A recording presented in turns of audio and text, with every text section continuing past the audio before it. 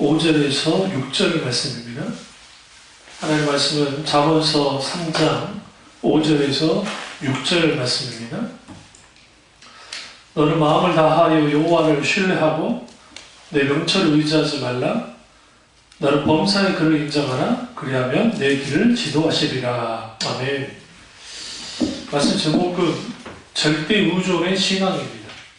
절대 의존의 신앙입니다. 오늘날의 사람들이 가장 싫어하는 게 누군가를 의존하는 겁니다. 왜냐하면 방송이나 세상은 독립적인 인간이 되어져서 자기 스스로 뭔가를 하며 살아라 라고 이제 가르칩니다. 하지만 성경에는 하나님을 의존하라고 분명히 말합니다. 오늘 본문에는 신뢰하라 라고 되어 있는데, 왜 우리는 하나님을 신뢰해야 되는가? 하나님을 신뢰하지 않으면, 혹은 하나님을 의존하지 않으면 우리는 살아갈 수가 없기 때문에 그렇습니다.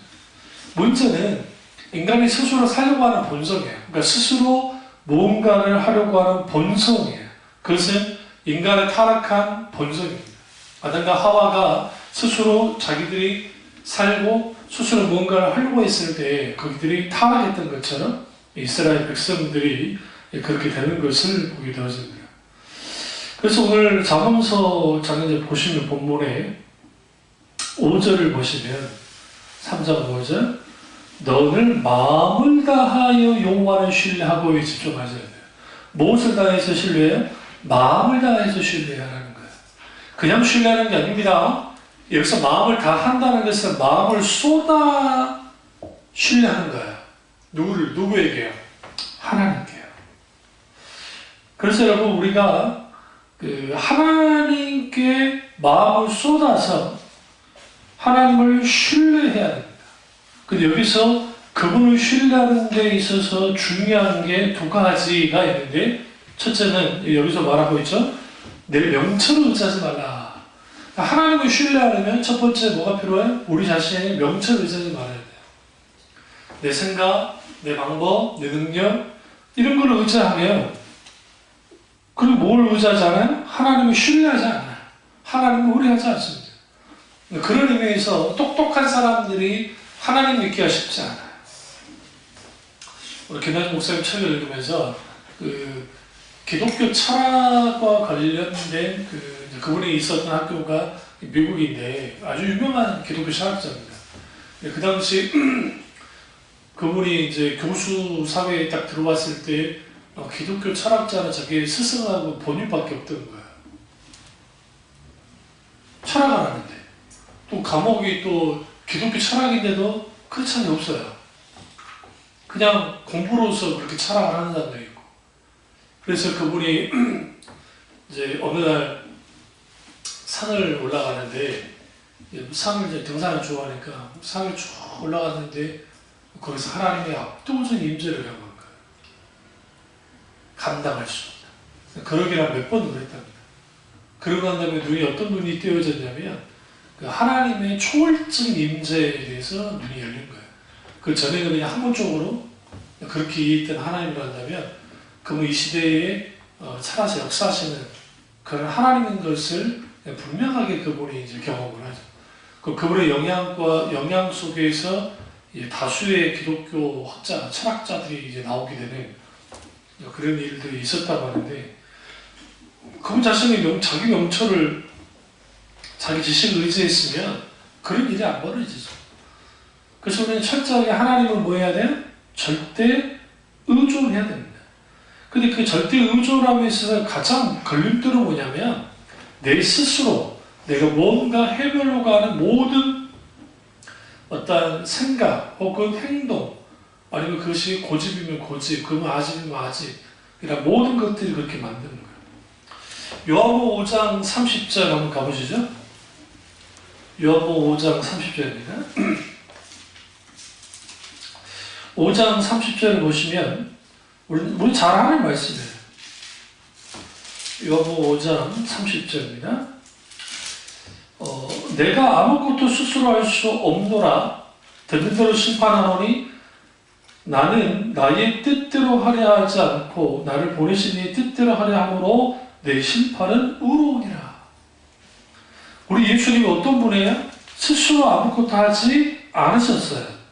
그분이 능력이 없어서가 아니라 그분이 스스로 할 수 있는 능력이 있었음에 불구하고 하나님의 주권 가운데에서 하지 않았습니다. 왜 그렇게 하셨느냐? 그 이유는 뭐냐면 예수님은 모든 인간의 대표로 오셨어요. 그러니까 인간이 살아가는 존재 방식이 뭐냐? 내 스스로 살아가는 것이 아니라 하나님으로 말미암아 살아가는 인생이 되어야 되는 것을 가르치는 거예요. 단순히 이 말씀이 예수님이 사역만을 이렇게 스스로 할 수 없느라 그게 아니에요. 그분의 전생의 전체가 그분이 스스로 하지 않으셨어요. 아버지 우주가 뜻 가운데서 모든 것이 되어졌던 것을 보게 되었습니다. 그렇기 때문에 우리는 뭐 해야 되느냐? 하나님을 어떻게 해요? 절대적으로 우존해야 돼요. 이게 인간의 존재 방식이란 말이죠. 본문으로 다시 돌아와서요. 두 번째는 뭐냐? 우리가 요 하나님을 신뢰하는 거. 하나님을 절대적으로 우존하려면 6절에요. 너는 범사에 그를 인정하라. 에 집중하잖아요. 여기서 두 가지 중요한 단어가 나오죠. 범사, 또 하나는 인정한다라는 거예요.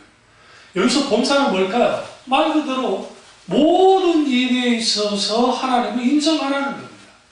여기서 하나님을 인정한다는 말은 무슨 말일까요? 하나님이 지금 이 모든 일 가운데에서 하나님이 분명히 이 부분이 어떤 것이라는 거예요? 하나님 하신 일들이 옳다는 것을 인정하는 거예요. 근데 그게 쉽지가 않아요.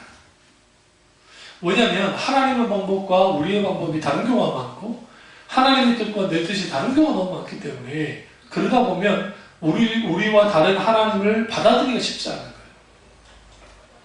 받아들이기가 쉽지 않으니까 뭐예요? 인정하지 않죠. 여기서 인정한다라는 말은 이거예요. 이제 어떤 자세가 필요하냐면 하나님은 항상 옳다는 것을 인정해야 돼요. 근데 하나님이 항상 옳으십니다 라고 하는 게 우리가 쉽지 않단 말이죠. 쉬운가요? 쉽지 않아요. 하나님 그분이 항상 옳으십니다 라고 말은 해요. 그러나 막상 우리가 삶을 살아가고 인생을 살아가고 신앙생활 하다 보면 전혀 하나님이 하신 것 같지 않은 일들이 벌어질 때가 있거든요. 그럼 여기서 문제가 되는 거죠.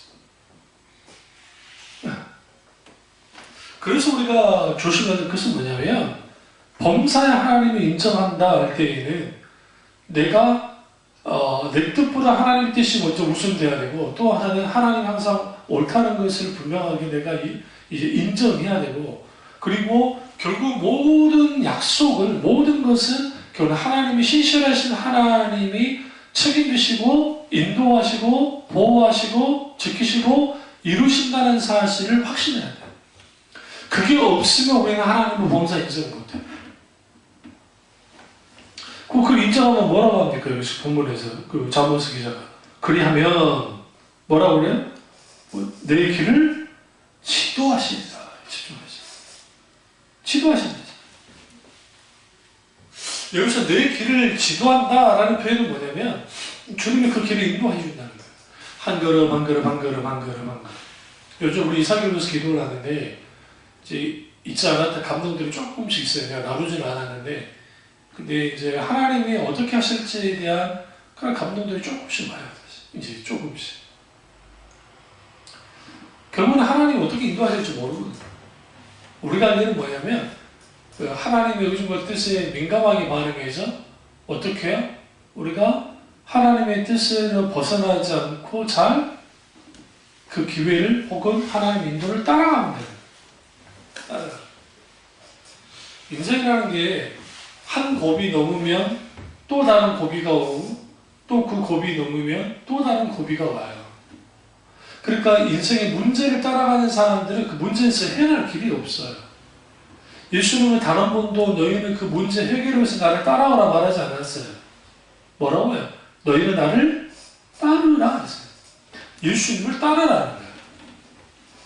자기 십자가를 자기를 부인하는 십자가를 지고 나를 따를지니라 했잖아요. 그러니까 우리는 따라갈 게 누구밖에 없어요? 예수님이요. 주님만을 따라가요. 주님만. 그게 가능하려면 하나님의 뜻이 옳다는 거죠. 항상 옳으시다는 거예요. 그리고 하나님의 인도 또한 선하시다는 거예요. 우리는 그런 상황 속에서 있을 때에 아닌 것 같은 느낌을 받을 때가 생각보다 많기 때문에 이제 거기에서 우리는 뭐 하느냐? 하나님과 갈등을 하는 거예요. 그 대표적인 이스라엘 백성들. 광야의 길을 인도하실 때 이제 아직 40년 광야 생활하기 전에요. 그러니까 갇히기 전에 왜 하나님이 빠른 길 놔두고 돌아가게 하시는가에 대한 말씀을 성경에 합니다. 그들이 킹스로 돌아가는 왕의 길로 갔으면 그게 상업로이자 전쟁로인데 지금 현재 이집트에서 가나안 땅까지 직선거리로 해안의 길이 있어요. 그 길로 쭉 올라가면 일반 장정들 있죠? 일반 저 같은 장정들은 한 이틀에서 3일이면 충분히 가요. 그러니까 걸어서. 그러니까 그렇게 먼 거리가 아니에요. 그러면 이제 숫자가 한 200만 된다고 가정했을 때 그 200만이면 한 일주일이면 갈 수 있어요. 일주일이면 지나갈 수 있단 말이에요. 끝까지. 근데 왜 그걸 막았냐? 성경이 이렇게 말합니다. 거기에 이집트의 수비대가 있었는데 그 수비대의 군사가 아주 많습니다. 그 이유는 다른 데는 다 자연, 천연, 뭐 한쪽은 바다가 막고 있고 또 다른 쪽은 사막이 막고 있기 때문에 그러니까 위만 막으면 그 외적인 침입을 받을 일이 거의 없어요. 그러니까 거기다 주둔군을 두는 거예요. 근데 외적을 막는데 막 허사업이 군대를 보내지 않을 거잖아요. 그러니까 아주 강한 군인들을 주둔을 시키냐 이거다. 주둔하고 있었다는 거예요. 그러니까 주둔하고 있는 상태에서 이스라엘 백성들 올라오면 그 사람들이 놔두겠어요? 당연히 맞겠죠. 그러면 성경이 이렇게 말하잖아요. 그들이 전쟁할 때 전쟁하다가 그게 두려워 뭐하다? 뒤돌아 이집트로 돌아갈까? 다시 그곳으로 돌아갈까? 주님이 우려하셨다라고 성경이 말합니다. 그래서 주님이 기적을 베푸신 거예요. 어떤 기적이요? 홍해를 가른 거예요. 홍해를 갈라서 주님이 건너게 했죠. 그럼 보세요. 그 이집트에서 나올 때에 바로가 나가긴 했어요. 그러나 후에 추격대를 가지고 따라왔잖아요. 마음이 변해가지고 변심해가지고. 그 만약에 하나님이 바닷길이 홍해길로 가지 않고 킹스로드라는 윗길로 갔으면 무슨 일이 벌어져요? 앞쪽에 누가 맡고 있어요? 이집트 수비대가 있고 뒤쪽에 이집트 바로의 군대가 있으니까 양쪽에서 치면 다 죽는 거예요. 하나님은 다 알고 계셨거든요. 근데 이스라엘 백성들은 그게 이해가 되지 않은 거예요. 하나님이 왜 광야길로 들어왔냐고 원망합니다. 홍해 건너고 난 다음에. 그럴 수밖에 없던 게 그들이 생각했던 그런 소위 말하는 가나안으로 들어가는 길이 아닌 거예요. 그들이 사막을 이제 들어가니까 거기 마실 물도 없고 먹을 음식도 녹록지 않고 환경이 좋지 않았죠. 그럼에도 불구하고 하나님은 구름기둥과 불기둥을 통해서 그들을 보여서 보호하셨죠. 그렇게 했음에도 불구하고 그들이 하나님을 원망하고 불평합니다. 뭐에서 지는 거예요? 환경이요. 환경. 많은 사람들이 하나님을 의존하지 못하는 가장 근본적인 원인이 뭐냐면 환경에 굴복해서요. 생각보다 많은 사람들이 환경에 집니다. 상황에 집. 그러니까 마땅히 하나님 앞에 나와야 될 의무, 기도, 예배 그거 필요치 않게 되버리는 거예요. 그러니까 그런 사람들은 하나님을 믿을 때 어떻게 믿느냐? 하나님이 자기들에게 뭔가 잘해주면 막 할렐루야 하면서 막 하나님을 믿어요. 근데 뭔가 문제가 생기잖아요? 그러면 하나님을 떠납니다. 전형적으로 하나님을 의존하지 않는 사람들의 모습이 이제 그렇게 있는 거죠. 그러면 이게 남의 이야기 아니요. 저희 이야기일 수 있고 여러분의 이야기일 수 있고 우리 이야기일 수 있다는 거예요. 그래서 우리는 뭐 해야 되느냐? 항상 하나님 앞에 내가 죽는 연습을 해야 돼요.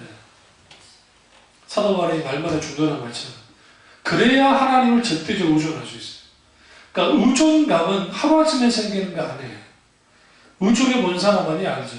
하나님을 의존했더니 의지했더니 하나님을 어떻게 하셨다는 걸 아는 거죠. 그런 의미에서 우리가 오늘 잠언서 기자의 이 말씀이 너무 중요한 거예요. 그러면 우리가 왜 하나님을 절대적으로 의존해야 되느냐? 첫째로 인간의 존재 방식이 절대 의존적이기 때문에요. 좀 어려운 말입니다만 하나님 인간을 창조할 때 어떻게 창조했죠? 이제 창조의 과정을 한번 보시라고. 창세기 보시면 흙으로 인간을 지읍니다. 그러면 흙으로 지었던 존재가 있죠. 누가 있어요? 손님 가시죠? 창세기 가겠습니다. 짐승도 똑같이 주님이 짓습니다. 딱 가시면 1장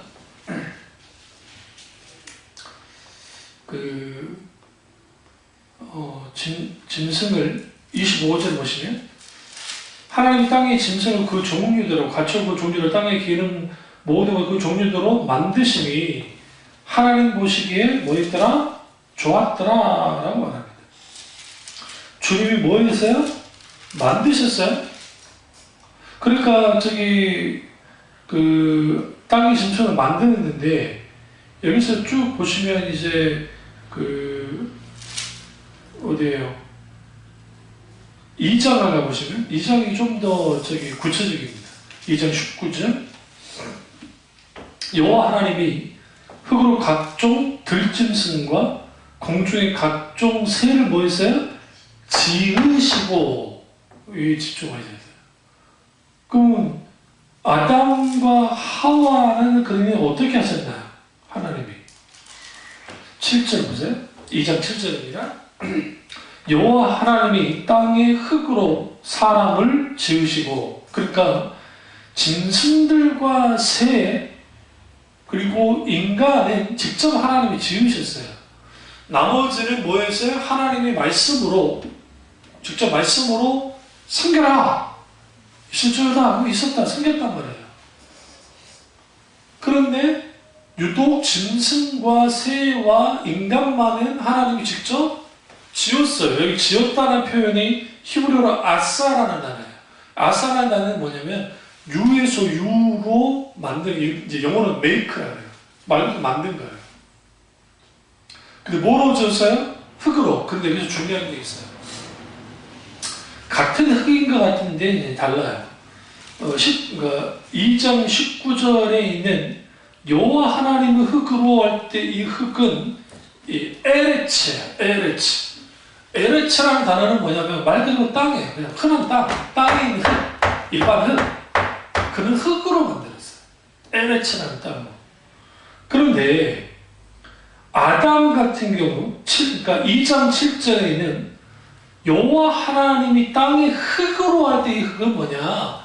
에레츠라고 하는 일반 흙, 땅이 아니라 여기서 말하는 것은 아파르민이라는 단어가 쓰여있어요. 이 아파르민이라는 뜻은 뭐냐면 티끌이라는 뜻이에요. 혹은 먼지라는 뜻이에요. 이 부드러운 먼지, 부드러운 흙이에요. 이렇게 하는 걸 날아다니는. 생각해보세요. 짐승들은 말 그대로 땅으로 있어요. 그냥 흙으로 만들었어요. 말 그대로. 그런데 인간만은 뭐로 만들었어요? 아파르민, 먼지로 만들었다고요. 굳이 표현하면. 티끌로 만들었다고요. 여기에서 우리는 뭘 알 수 있냐면 하나님은 인간을 아주 가장 볼품없는 먼지 가지고 만들었어요. 그래서 하나님을 떠난 모든 인간은 티끌보다 못해요. 사실. 그런데 그 티끌을 가지고 혹은 그 먼지를 가지고 하나님이 인간을 창조해요. 어떻게? 하나님의 형상대로. 그럼 여기서 뭐가 좀 다르냐? 아파르민이랑 흙이 다르고 그 다음에 또 하나는 2장 7절을 보시면 생기를 그 코에 불어넣으시니 사람이 생명이 되니라 되어 있어요. 여기서 생기를 했을 때 이 생기는 이 네페시 하야라는 히브리어 단어예요. 여기서 네페시 하야라는 뜻은 뭐냐면 네페시라는 것은 혼의 혹은 영혼의 숨이라는 뜻이에요. 여기 다시 말하면 성령이 부는 거예요. 그러니까 굳이 표현하면 성령이 혹은 하나님의 숨이 훅 부어지는 거예요. 인간에게. 코에 훅 부어지니까 갑자기 생명이 됐어요. 우리 생명이 됐다는 게 좀 어려운 말인데 영어로는 이렇게 되어 있어요. living soul이 됐다는 거예요. living soul이 뭐야? 살아있는 존재가 됐다는 거예요. 숨쉬는 존재. 살아있는 존재. 그게 인간이에요. 여기서 하나님의 숨은 성령님이시네, 혹은 하나님의 숨결일 수도 있습니다. 근데 이 인간이 호흡하고 인간이 사는 것은 하나님의 숨에 의해서 된 거예요. 짐승은 어때요? 짐승은 주님이 지었어요. 딱 지었어요. 지으니까 그들이 뭐가 됐어요? 그냥 동물이 된 거예요. 그게 1장 25절에 하나님이 땅의 짐승을 그 종류대로, 가축 그 종류대로, 땅에 기는 모든 것을 그 종류대로 만드시니, 이게 히브리어로 뭐라고요? 아싸라는 단어가 똑같이 쓰여 있어요. 구체적으로 2장에서 이제 지었다는 표현을 분명히 말하는 것이고, 주님이. 근데 단어는 똑같아요. 번역만 다를 뿐이지. 그러니까 하나님이 직접 흙으로 지었어요. 그런데 짓자마자 무슨 일이 벌어졌어요? 그들은 이미 성체로서 숨쉬는 존재가 되어버렸다고, 짐승들은. 그냥 그 존재 자체가 되어버린 거예요. 근데 인간은 하나님의 숨이 부어지기 전까지는 그냥 흙이에요. 여기서 주님이 침을 태태 뱉어가지고 진이겠다 말이 없잖아요. 그럼 어떻게 했겠어요? 많은 사람들이 막, 우리는 하나님이 인간을 지으실 때 막, 우리 어렸을 때 학교 다닐 때 그 찰흙 있잖아요. 찰흙으로 막 빗듯이 막 이렇게 딱 빚었다고 생각하잖아요. 근데 아파는 민이라니까요. 티끌이라니까요. 아주 부드러운 흙이라니까요. 그러니까 부드러운 흙으로 이렇게 지어졌다고 생각해보세요. 그렇게.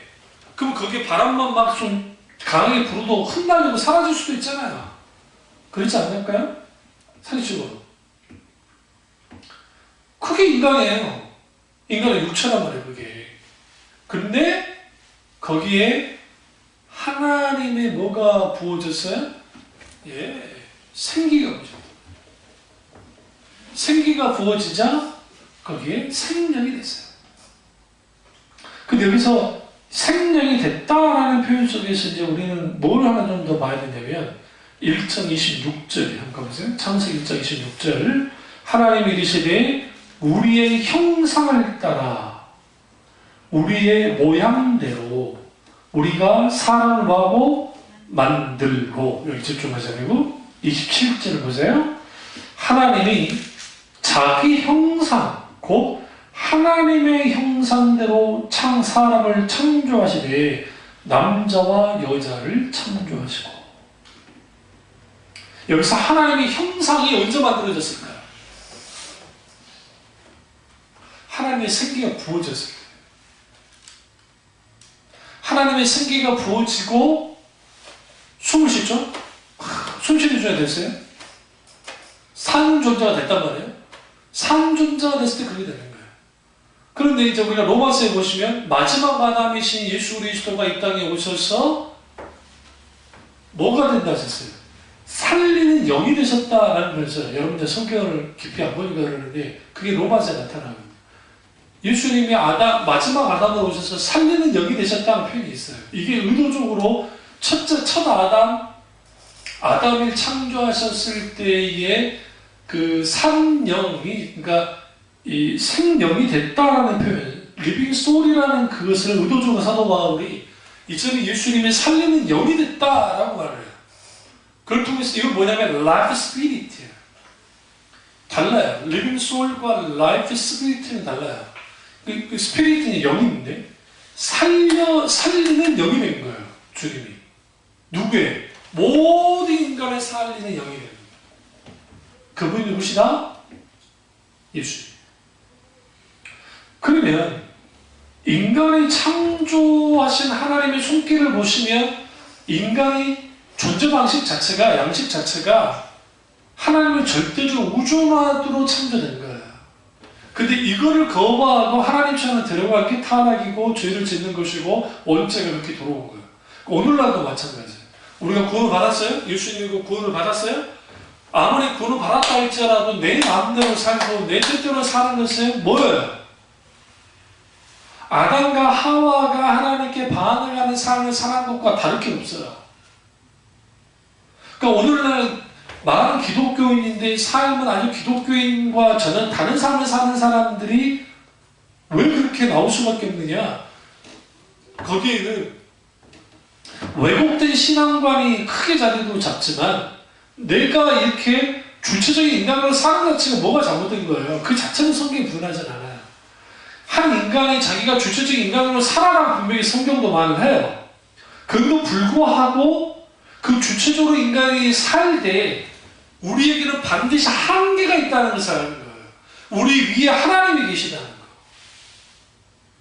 내 위에 하나님이 계시다는 거.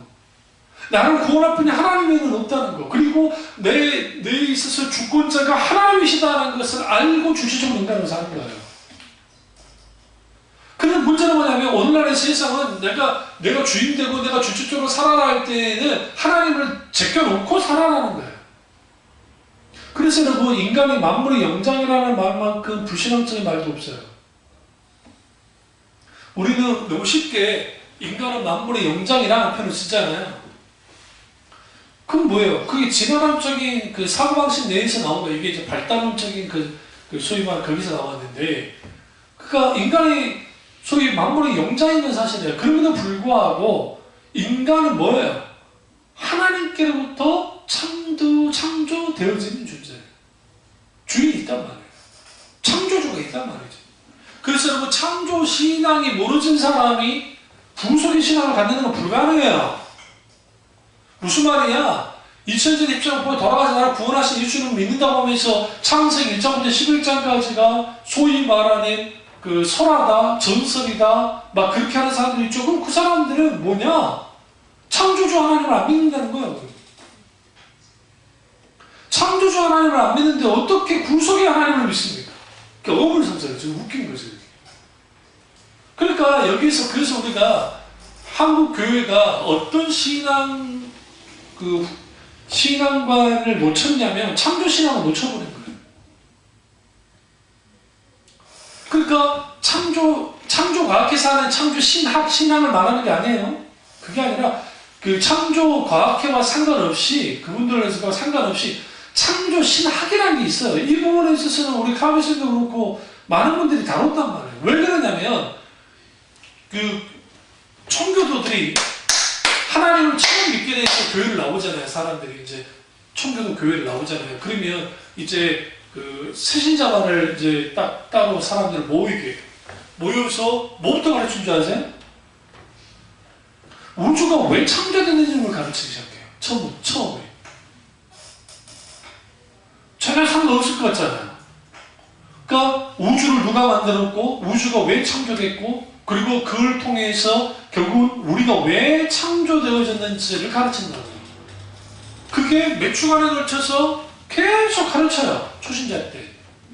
처음 교회를 나오면. 그러면 거기서 충분히 창조신앙이 이제 그들에게 들어가면 그럼 이제 비로소 뭘 제시하냐면 이제는 예수 그리스도의 십자가의 복음을 제시하기 시작하는 거예요. 깊이. 예수 그리스도의 십자가, 왜 예수 그리스도의 십자가 돌아가셔야 됐고 그분이 죽으심으로 무슨 결과가 났는지 그리고 내가 어떤 존재인지에 대해서 복음의 아주 깊은 말씀을 그들에게 주기 시작해요. 그러면 창조신앙과 구속의 신앙이 동시적으로 성령의 놀라운 역사 가운데 결합이 되어서 하나가 되기 때문에 그들의 삶의 방식이 달라요. 이 세상이 전부가 아니지만 않아요. 내가 왜 이 세상에 태어났는지도 않아요. 오늘날 말하면 who am I? 나는 누구이고 how to live? 나는 어떻게 살아야 되며 내가 무엇을 해야 되는가? 그리고 이것까지 다뤄요. 청교도들은 죽음으로도 다른단 말이에요. 오늘은 그 죽음 앞에 섰을 때 어떻게 죽어야 되는 것인가? 죽음이 끝인가? 아니면 죽음은 과정인가? 죽음이 하나의 과정이라고 한다면 그럼 그 하나님의 나라는 도대체 무엇인가에 대해서 가르친다는 거예요. 그러니까 그 하나님의 나라에 대해서 막 가르치다가 그 속에서 이런 기록들이 많이 나와요. 주요된 기록들 속에서 하나님 나라의 아름다움에 대한 표현, 하나님 그분의 그 아름답고 놀랍고 그 광대하시고 그런 분이 어떤 분인지에 대한 고백들이 나와요. 근데 그게 일반 목사님들에게서 나오는 게 아니라 그분들은 당연히 나오지만 평신도들의 글 속에서도 나와 있어요. 당연히 달라요. 근데 오늘날 현대에 사는 오늘날의 교인들하고 한번 이야기를 해보세요. 당신은 그렇게 참여해서 그러니까 이제 이렇게 나오는 거죠. 요즘에 판을 치고 있는 그 창조 진화론. 이게 더 문제예요, 이게. 무슨 말인지 아시죠? 마치 진화는 받아들여도 신앙은 흔들리지 않는다는 논리를 가지고 나와요. 저는 소진화는 인정을 해요. 그럴 수 있으니까. 그럼 대진화는 인정하지 않고. 근데 인정해도 된다는 시나 이게 로마 카톨릭 교황이 먼저 그런 거 아닙니까? 지금 우리나라 개신교도에서 그런 사람들이 생각보다 많아요. 교수, 목사, 그 사람들이 크게 나온단 말이에요. 그럼 왜 그런 줄 아세요? 오늘날에 사람들이 진화론이 이전에 정석이 돼버렸어요. 과학이라고 착각하고 있는 거예요. 학설인데. 하나의 학설에다 불과한데. 왜? 그렇게 안 따라가면 사람들이 안 따라가요. 근데 그게 왜 바보 같은 짓이냐면, 여러분, 이 창조 기사를, 모세가 아담 창조할 때 가서 봤나요? 아담 스스로가 하나님이 창조할 때 아담 스스로 인식했나고요. 창세기 1장부터 쭉 보시면 창조의 기사는 모세 몰라요. 근데 모세가 어떻게 썼어요? 하나님의 계시를 받고 쓴 거예요. 계시를 받고. 하나님의 계시를 받고 썼고, 그리고 그걸 통해서 그 사실이 실제적인 것이 사실이라는 분명히 말하는 거예요. 그러니까 하나님의 창조를 사실로 받아들이지 않는 사람들이 어떻게 하나님을 믿겠어요? 그럼 왜 그 문제가 생겼냐? 결국 이거예요. 본오견한 크리스찬들이 별로 없다는 거고, 첫 번째. 두 번째는 인격주신 하나님, 살아서 역사하신 하나님을 만난 적이 없는 거예요, 사람들이. 엄밀히 굳이 창조밖에 사람들이 이렇고 저렇고만 말하지 않아도 성령님의 놀라우신 역사 가운데 지금 내가 살아서 역사하신 하나님을 경험하여 알게 되어지면 그분이 창조하셨다는 것을 믿게 되고 알게 돼요. 단순히 창세기가 무슨 교훈에 필요한 정도의 말씀이 아니라는 걸 알아요. 더 중요한 건 뭐예요? 인간이 창조하는 그 과정을 보면 마땅히 인간은 뭐예요?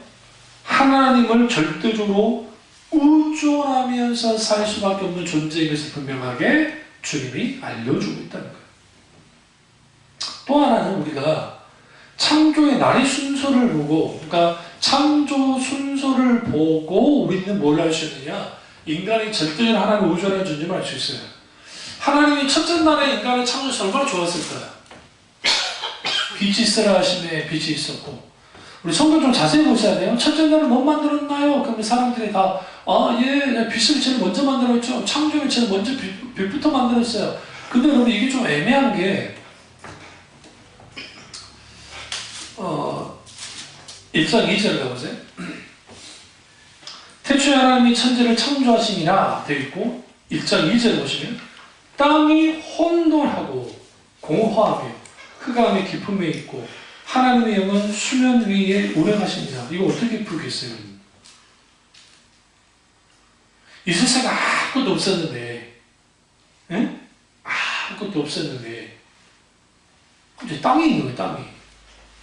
도대체 이 땅이 뭐냐고. 여기 천지 만물을 창조하실 때 지구 창조 기사가 나와요, 안 나와요? 안 나와요. 그러니까 해, 달, 별을 만들어요. 좀 확대하면 별 중에 지구가 들어갈 수도 있고, 별이니까, 행성이니까. 근데 이미 그러니까 빛이 있으라 하심에 빛이 있었고라고 하는 이 말씀이, 이 천지 창조의 이 말씀이 있기 전에 이미 주님이 땅을, 엘츠라고 하는 땅을 먼저 만드신 거예요. 그렇지 않고서는 해석할 수가 없어요. 근데 그 상황이 혼돈스럽고 공허하고 흑암의 깊음에 있었단 말이에요. 모든 것이 무질서하게 됐어요. 이걸 카오스라는 단어를 쓰죠. 카오스, 혼돈이라는 게. 그 카오스 상태가 우주가 돼서 뭐가 되는 거예요? 코스모스라는 거예요. 코스모스라는 그 단어가 우주라는 뜻인데, 이게 질서 정연하라는 뜻이라는 거예요. 질서 정연하게 된 거예요. 그럼 어떻게 그걸 가능하겠어요? 누가 했어요? 성령이 닭이 암탉을 품듯이 땅이 혼돈하고 깊음이 있고, 뭐가 있어요, 지금요? 수면 위를 운행했다는 말을 보면, 이 수면이 뭐예요? 지금 물이잖아요. 지금 물 위에 운행하고 계셨어요. 이걸 다 크게 하고 계시는 거예요. 그리고 난 다음에 가장 먼저 하신 게 빛을 창조했어요. 빛을 창조했는데 계속 창조하세요. 그러니까 빛을 창조하시고 그 다음에 이제 궁창을 하늘과 땅을 이제 하늘을 만들잖아요. 궁창을 만들고 그 다음에 이제 쭉 보시면 둘째 날, 셋째 날 쭉 보시면 땅을 이제 땅이라 부른단 말이에요. 이게 만든 거 아니에요. 둘러있는 땅을 이제 물을 한쪽으로 놓으니까 땅이 나타난 거예요. 그리고 이제 넷째 날, 다섯째 날, 여섯째 날은 채우는 거예요. 그래서 넷째 날 채우는 게 당연히 어디를 채우겠어요? 해달별, 스페이스, 우주를 만들었으니까. 그래서 해달별을 우주 공간에 딱 큰 광명, 하늘에 딱 둔 거예요. 그게 이제 넷째 날이고, 그리고 이제 다섯째 날 되면 이제 뭐가 되느냐? 이제 우리가 잘 아는 새들, 큰 바다 짐승들, 그 이제 바다에든지 거기에 막 하도록 되는 거예요. 그리고 난 다음에 이제 우리가 잘 아는 여섯째 날이 되면 이제 짐승을 만든단 말이에요. 그 짐승들을 만들고, 그리고 난 다음에 나온 게 뭐냐면 인간이에요. 그럼 왜 인간을 가장 마지막으로 만들었을까? 굳이 따지면 다 선배님이에요. 네? 우리가 잡아먹는 당님들이 우리보다 선배님들이고, 사실 왜 그랬을까? 하나님의 모든 것을 완벽하게 만들어 놓고 인간을 창조했어요. 여기에는 두 가지 의미가 있는데, 하나는 가장 그러니까 히브리적인 문화 속에는 가장 중요하고 소중할 때 마지막에 나와요. 그러니까 여러분 성경을 보시다가 족보 나올 때 있죠. 그럼 족보 나오면 막 누구 족보도만 나오죠? 창세기 보시면 막 가인 족보가 먼저 나오죠. 그 이유가 뭐냐면 중요할수록 뒤에 나와요. 그러니까 인간이 하나님의 형상으로 창조됐고 어떤 우주 만물보다 더 뭐하기 때문에 존귀한 존재이기 때문에 뭐 있느냐? 인간이 마지막에 나오는 거예요. 첫 번째 이유가. 두 번째 이유는 뭐냐면 인간이란 게 하나도 없어요. 여기서 이제 말하는 것은 우선권이에요. 우선권. 만약에 인간을 창조해 놓고 하나님이 이 모든 창조 과정을 보게 만든다고 가정합시다. 그러면 뭐가 되어지냐면 내가 이 모든 것을 위에 있어요. 그러니까 중요할수록 뒤에 두긴 하지만 말 그대로 어떠한 그러니까 자기 어떤 뭐라고 그래요? 권위를 내세울 때에 내가 먼저 있던 게 이게 우선권인 거예요. 그러니까 여기서 우리 아까 읽었던 본문의 1장 26절에 우리의 형상을 따라 우리의 모양대로 이것을 천상회의장면이라는 표현을 쓰는데 이걸 천사들이 함께 주님과 회의했다고 주장하는 사람들이 있어요. 이거 아주 위험한 발언이에요. 왜 그러냐면 만약에 천사들이 인간을 창조하는 회의석상에서 같이 의논해버리잖아요. 의논해버리면 무슨 일이 벌어지냐면 인간의 주인이 두 개인 거예요. 두 존재인 거예요. 하나는 하나님이고 하나는 누구예요? 천사가 되는 거예요. 그러니까 자유주의 신학자들은 이거를 천상회의 장면을 천사와 함께 했다는 식으로 막 가르치는 사람들이 그런 사람들 거부합니다. 그럴 수가 없어요. 이 장면을 어떻게 이해해야 되냐면 삼일체 하나님, 그러니까 우리라는 표현 속에서 삼일체 하나님의 천상회의 장면이에요. 그러니까 아담과 인간을 창조하고서 그냥 갑자기 즉각 나온 게 아니에요. 회의 속에서 나왔어요. 이걸 표현하면 사랑의 교전 가운데 나왔어요. 에베소 이제 1장을 보시면 그게 잘 나타나는데 삼일체 하나님의 사랑의 교전 가운데 인간이 창조됐다는 거예요. 주님의 구속의 경륜 속에서, 비밀의 경륜 속에서 주님은 이미 인간의 타락을 다 알고 계셨어요. 알고 계심에도 불구하고 하나님은 창조를 결정하십니다. 그리고 그 일을 실행하셨어요. 그러니까 인간이라는 존재는 마지막에 존재됐다, 한계 하나도 없다라는 거, 결국은 하나님께로부터 모든 유업을 받고 살아가는 존재로서 창조됐다는 거예요. 당연히 모든 건 누구의 것이었어요? 하나님의 것입니다. 인간의 것이 하나도 없어요. 당연히 인간은 뭐 해야 돼요? 하나님을 절대적 우주라며 살아나는 거예요. 그게.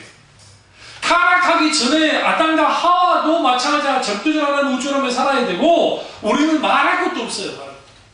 그러나 인간의 타락한 본성이 스스로 살려 하기 때문에 타락한 거예요. 그러니까 우리가 구원받았다 할지라도 하나님 없이 살려고 얼마나 못 보내십니까? 많은 사람들이. 거기서 나오는 게 뭐예요? 당연히 죄죠. 그래서 문제가 되는 거죠. 그래서 여러분, 인간의 존재 방식은 하나님 우존적이기 때문에 만약에 하나님 우존하는 삶을 살지 않으면 인간은 절대로 제대로 살 수가 없어요. 그러니까 유명 연예인들 서양 동서양을 막론하고 막 스타가 됐던 사람들 있잖아요. 뭐 엘비스 프레슬리, 뭐 마이클 잭슨, 막 이런 사람들은 공통점이 뭐예요? 다 약물을 남용을 했거든요.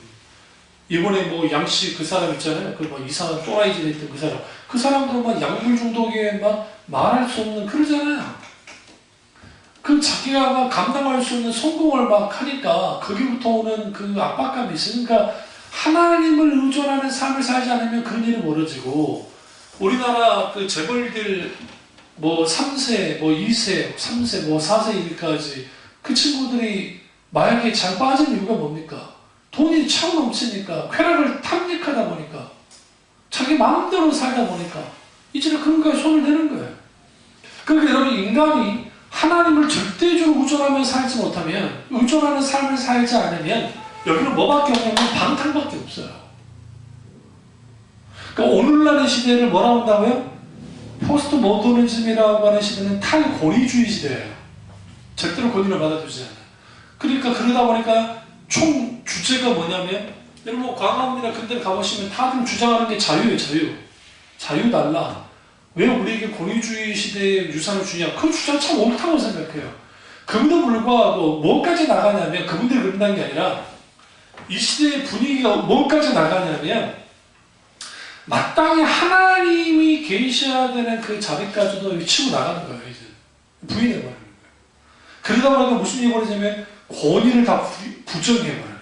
선생님의 권위를 부정하고 대통령의 권위를 부정하고 정치인들의 권위를 부정하고 권위를 다 부정하기 시작하는 거예요.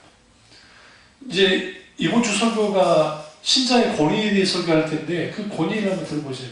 그 왜 그 권위를 부정하느냐? 그게 독점 권력 때문에 여러 가지 이유가 있지만 그런 것도 있어요. 반작용으로 또 그런 것도 있지만 또 하나는 뭐냐면 인간 스스로가 이제는 하나님을 의존하지 않은 인간 속에서 나타나는 현상들이 그런 거예요. 기독 신앙으로서 멀어지면 그렇게 돼 있어요. 그러니까 자유해야 되니까 그럼 자유하게 되면 이제 우리는 막 기뻐야 되고 즐거워야 되잖아요. 뭐 그런 걸 조금 느끼게 돼요. 그런데 뭘 느끼냐면 또 다른 차원의 문제가 생기는데 그게 뭐냐면 이게 엄청난 혼돈이에요. 그러니까 감당할 수 없는 혼돈이 일어나는 거예요.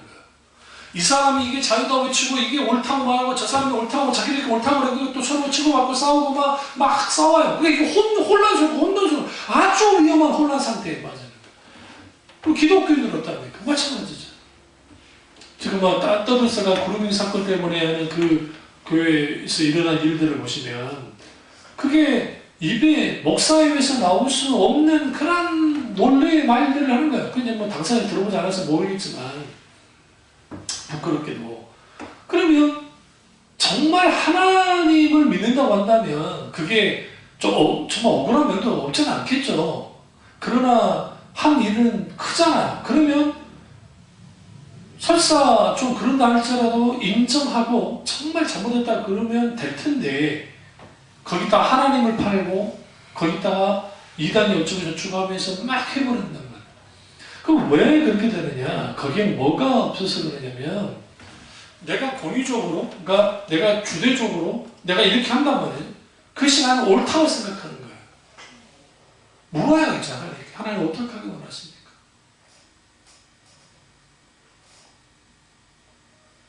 적어도 그냥 안 묻는다고요.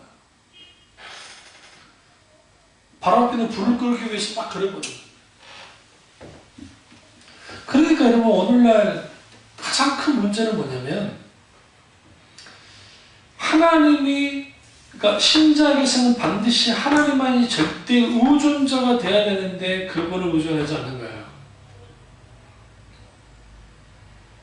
열차가 움직일 때 객차가 있잖아요. 기관차가 있고 그 다음에 객차가 있잖아요. 우리는 객차예요. 우리는 기관차가 아니에요. 기관차에는 동력에 의해서 기차가 움직이는 거 아닙니까? 아무리 거기서 벗어나면은 이 자체는 움직일 수가 없어요. 근데 인간이 타락하고 난 다음에 자기가 기관차 역할을 하려고 하는 거예요. 내가 기관차 되려고 하니까. 아담과 그거 아닙니까? 내 마음대로 살겠다. 하나님처럼 되겠다. 하나님처럼 살겠다. 아, 또 좋다. 내 자유를 누리며 살아야지. 여러분, 하나님 없는 자유 절대로 못 누려요. 오히려 더 큰 눌림만 있을 뿐이에요. 그래서 진리가 되는 자유케 한다 할 때는 진리의 말씀이 우리 가운데 우리 중심에 들어올 때 진정한 자유가 있어요. 하나님 안에 자유가 있는 거예요. 그게 절대 의존해야 될 이유가 뭔지를 성경에서 분명하게 가르치고 있고, 두 번째는 하나님께 대한 절대 의존의 감정은 사랑의 감정과 절대로 나누어지지 않는다는 거예요. 이게 굉장히 중요해요. 우리가 하나님 의존합시다 라고 할 때에 그 의존감은 하나님에 대한 사랑과 절대적으로 비례해요. 같이 가게 돼 있어요. 그럼 본문으로 다시 돌아오면요. 잠언서 보시면 여기서 그 3절부터 보시면요. 1절부터 쭉 보시면요. 그 잠언서 3장 1절 보겠습니다. 1절부터 내 아들아 나의 법을 잊어버리지 말고 내 마음으로 나의 명령을 지키라. 그리하면 그것이 내가 장수하여 많은 애를 누리게 하며 평강을 더하게 하리라. 인자와 진리가 내게서 떠나지 말게 하고 그것을 내 목에 매며 어디에? 내 마음판에 쓰라. 오늘날 많은 사람들 하나님을 절대 의존하지 않느냐? 하나님의 말씀이 우리 마음판에 새겨지지 않아서 그래요. 설교를 듣습니다. 듣고 난 다음 한 귀로 흘려버립니다. 아니 듣지도 않는 사람이 있습니다. 듣긴 들었어요. 뭔가 깨닫는 것 같아요. 그러고 끝나버립니다. 그 말씀을 다시 내 마음판에 새기는 일들, 내 마음판에 새기려면 반드시 필요한 게 다시 한번 말씀에다 묵상이 필요하고, 그리고 그 말씀에 살아내려고 하는 결단이 필요해요. 그 결단은 성령의 도우심의 역사 가운데 되어진다고요. 그러면 그것이 실제로 우리 가운데 있게 되어지려면 이거예요. 왜 우리가 하나님 말씀 내 목에 매며 내 마음판에 새겨야 될까? 하나님의 말씀으로 말미암아 살지 않고서는 살 수 없을 만큼 우리는 연약한 존재이기 때문이었습니다. 우리는 진리의 말씀으로 사는 자들이에요. 사람이 떡으로만 사는 것이 아니요 하나님의 입에서 말씀으로 말미암아 살리라 한 것 같은 이야기죠. 주님이. 왜 우리가 말씀으로 살아야 돼요? 말씀의 양식이 없이는 인간은 살 수가 없어요. 특별히 신자들은. 그리고 살 수 없어야 돼요. 문제는 뭐냐면 오늘날 살 수 있으니까 문제야. 당연히 하나님 의존하지 않습니다. 누구 의존해요? 인간 의존해요. 뭐 의존해요? 환경 의존해요. 다른 거를 의존해요. 남는 거 뭐밖에 없어요? 나 혼자밖에 없는 거예요. 나 혼자밖에. 사탄은요, 우리에게 어떤 전략을 쓰냐면 하나님께로부터 우리를 고립시키는 거예요. 제가 그 TV조선에서 잠깐 보다가 그 동물왕 비슷한 게 하거든요. 거기서 하는데 세상에 늑대들이 곰을 공격을 하는데 엄청 어마어마해요. 근데 막 달려들어요. 근데 곰이 놀라고 도망가는 거예요. 여러분 곰이요 얼마나 크냐면요 이렇게 이제 곰마다 다르겠지만 딱 이렇게 쓰잖아요. 쓰면 3m 이상 돼요. 여러분 뭐 그 사자가 제일 강하다고 생각하죠. 사자들도 곰을 만나면 꼼짝을 못합니다. 물론 이제 그 때로는 물론 모르지만 일대로 뭐 수사자 아니라 뭐가 돼도 이게 탁 흑곰 같은 게 이렇게 쓰면 그게 흑곰이거든요. 탁 쓰면 이게 빠르게 얼마나 빠른데. 그런데 그 엄마 곰이 놀려가지고 막 왜 그런가 답답했더니 새끼 3마리를 공격하는 거예요. 새끼를 모아요. 새끼를 모아. 그런데 늑대들이 얼마나 머리가 좋냐면 어떻게든 어미 거음으로부터 새끼들을 분리시키려고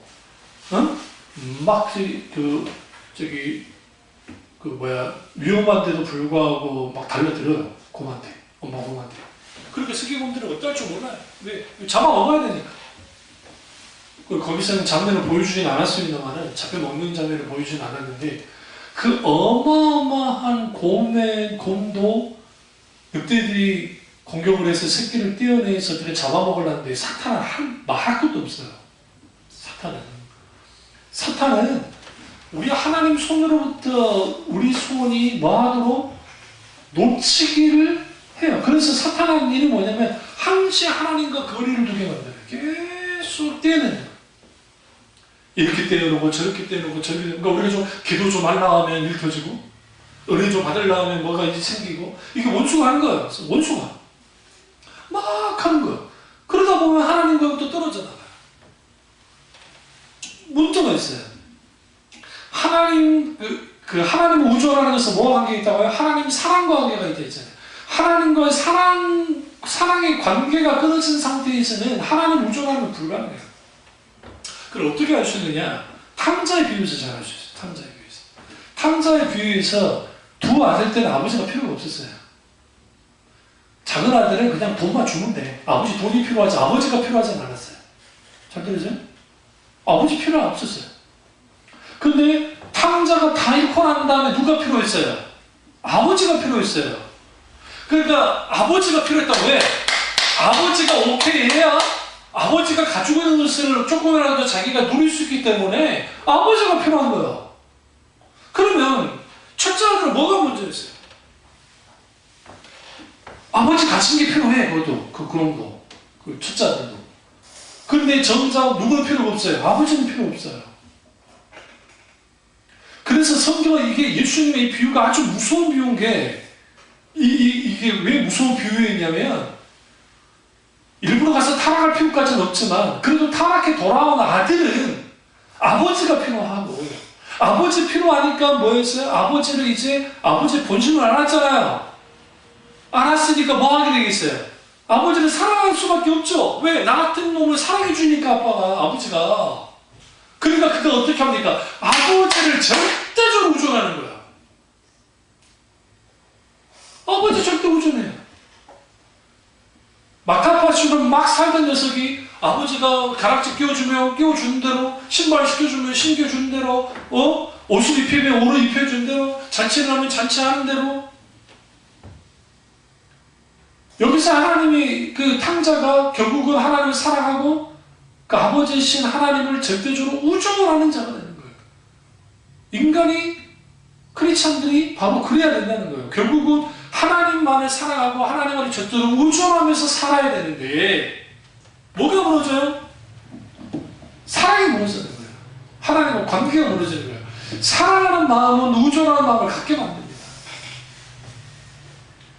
하나님에 대한 우존의 마음, 순종, 용서해주신 하나님의 사랑, 죄에 대한 미움은 하나님과 연결되어 있어요. 그래서 하나님에 대한 절대 우존의 감정은 사람의 감정과 절대 나눠지지 않습니다. 사랑의 감정과. 만약에 사랑 없는 절대 우존의 감정이 있다고 한다면 그건 뭐예요? 노예의 감정이에요. 하나는 그거 원치 않는다. 오늘 많은 크리스찬들이 하나님 우존해야 됩니다. 목사님들의 설교를 들어요. 그러니까 기도하면서 하나님 우존하기 원합니다. 하나님 우존하게 해주십시오. 하나님만을 신뢰하게 해주십시오. 하나님만을 따르게 하십시오. 하나님만을 믿게 해주십시오. 아버지 믿습니다. 하나님 도와주십시오. 막 기도한단 말이에요. 네? 안 되니까 그렇게 해가지고 되게 해달라는 거예요. 근데 문제는 뭐냐면 그 기도가 나쁜 건 아닌데 내 속에 하나님에 대한 사랑의 감정이, 사랑의 정서가 분명하게 회복되지 않으면 절대로 하나님 의존하지 않아요. 그래서 다윗의 위대한 고백이 있어요. 나의 힘이 되신 여호와여, 내가 주를 뭐 한다고요? 사랑하나이다. 여기서 나의 힘이 되신 여호와여 라고 하는 표현 속에는 뭘 담고 있냐면 내가 하나님만을 절대적으로 의존합니다. 내가 주를 뭐하나이다? 사랑하나이다. 내 생명 다해 주님을 사랑한다는 거예요. 그래서 우리에게 뭐가 요구돼야 되냐? 하나님에 대한 사랑이에요. 다음 주에 이어서 이 절대 의존의 신앙을 좀 다루도록 하겠습니다. 기도하겠습니다. 기도하실 때 오늘 이 말씀이 나의 말씀이자